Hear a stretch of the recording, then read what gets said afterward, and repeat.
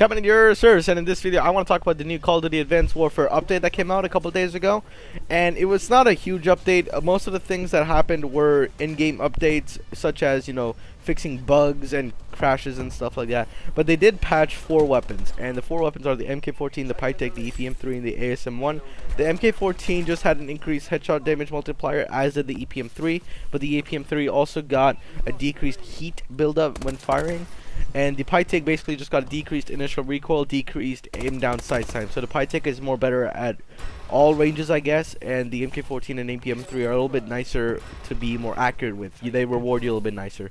So those are the weapons you don't care about. Now the ASM1. The ASM1 got reduced in its magazine size from 45 to 35, which it's not a huge deal, I admit. There's no other nerfs that happened to the ASM1, but what did happen is that magazine size takes you a little bit out of the feel of the ASM1. The ASM1 really was unique in that it's 45 magazine, combined with the fact that it's pretty much the best well-rounded SMG in the game. By I think for sure it's the best well-rounded. It competes with the KF5, but ultimately I do think it, as everyone agrees with me, the ASM1 is just boss at this game.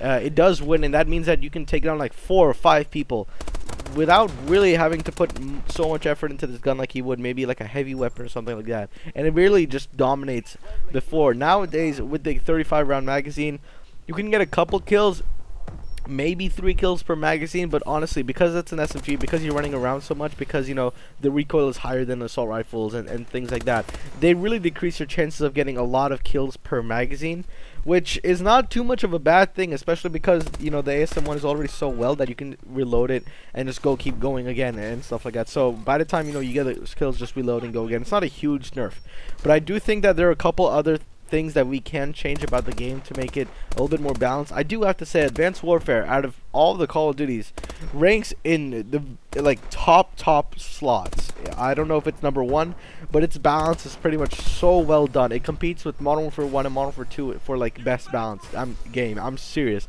This gun has so many fantastically well balanced guns. The ASM1 is of course king, and the BAL is also king. But you also have a fantastic, absolutely fantastic guns like the AK-12, the RX-160 now with post-patch.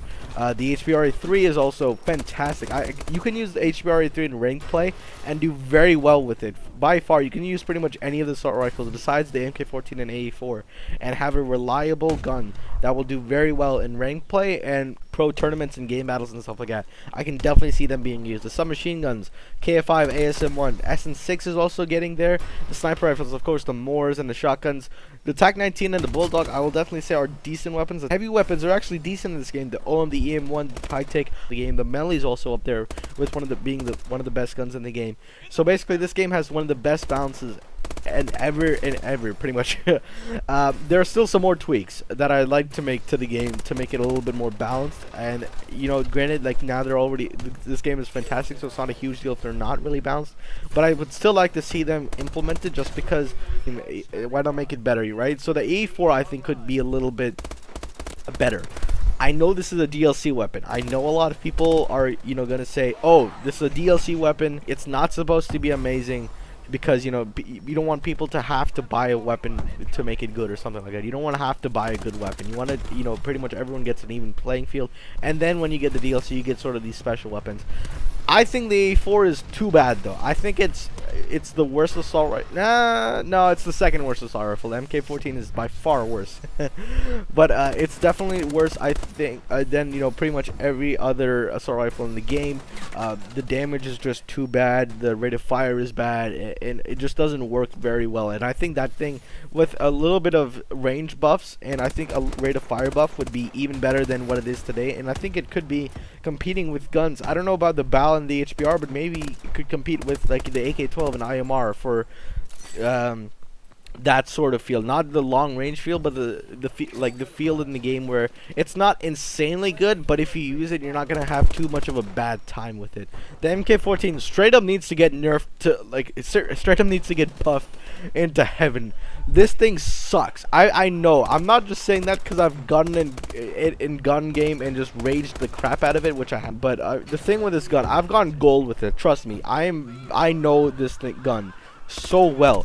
The damage is crap. It's garbage. It's not even. It should definitely be a 2-shot kill at maximum 2-shot kill. That should be by far implemented in the game. I don't care that the headshot multiplier gives it as a 2-hit KO.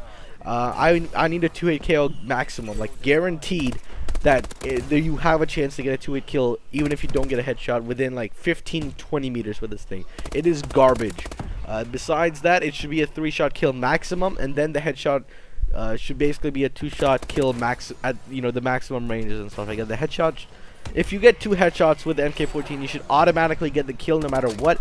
If you get 2 shots anywhere else with the MK14, up to 15-20 meters, I think you should get like a 2-shot kill because of that, because the fire rate is just so bad on that thing, and the range right now isn't that great either, and the recoil can sort of get annoying too. So but that makes it a gun that just doesn't work compared to any of the other guns. I really think this gun has so much more potential to be a better gun like it was in previous games, but right now it's crap.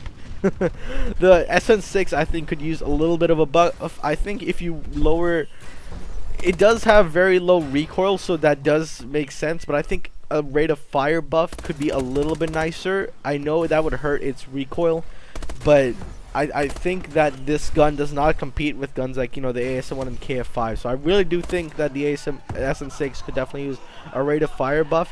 The MP11, I think it's fine. It's not designed to be used for long ranges anyway, so I think the fact that it's only a close quarter engagement gun, that's not too big of a deal for me. I've seen it using competitive and all, so that's fine. The SAC-3. The SAC-3 is a little bit of a specialty weapon, so I'm not going to mess with it too much, but the AMR-9 I definitely do think you could use a little bit of a buff for, especially decreasing the recoil on this thing. I think it's way too high, and the burst delay. When you fire a burst, the time that you wait for another burst to fire, it's too long, and I don't like that at all. I think you need to make it way shorter than it is. The sniper rifles, there's not too much you can do with sniper rifles, because anyway everyone's going to go back to the Moors anyway. No one's going to really use the Lynx and the NA45 even if you buff it. The shotguns, I think the S12 for sure needs a buff. The range on this thing, it's so bad. My god, the S12, if you play gun game, you know exactly what I'm talking about, man. The S12, it's so bad. It has point blank range. It's garbage. The range needs to be buffed to at least double what it is at the maximum range, at the maximum damage range. That needs to be buffed for sure. Those are the weapons I think need to be buffed. The heavy weapons, the only really gun I think needs a buff is the APM3 again, because that gun is just too bad also. And the other weapons, I think they're pretty much good enough, or that they're so special, like the XMG or the SAC-3. Those are specialty weapons, because you're not going to use them in like competitive and stuff most of the time. You're going to use them to have fun. You're going to use them to experiment a little bit. So those guns I think don't really need a change, whereas these guns that I talked about here I think definitely need an improvement, and that would be fantastic if Sledgehammer takes some of these ideas and implements them.